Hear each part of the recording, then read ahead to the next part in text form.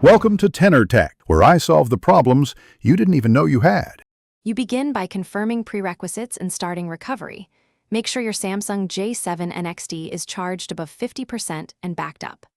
Once done, power off the phone fully, then press and hold volume up plus home plus power to enter recovery mode.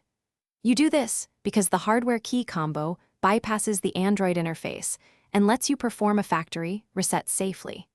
Make sure you have Google and Samsung login info ready. Otherwise, you may hit factory reset protection. You now navigate the recovery menu using the volume keys to highlight options and the power button to select. This tactile control avoids touchscreen issues. Once highlighted, choose Wipe Data/Factory Reset because that clears user data and returns system settings to factory defaults. Confirm by selecting Yes. This prevents accidental wipes. After confirmation, wait without interrupting. The phone shows progress.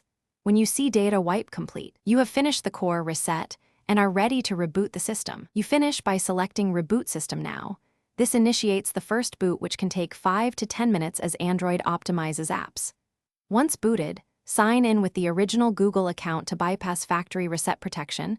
That's why you saved credentials. If the phone enters a boot loop or fails to start, make sure to redo recovery and wipe cache partition first, then perform the factory reset again.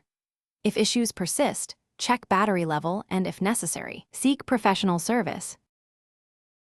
Thanks for watching. Subscribe to keep your life in tune.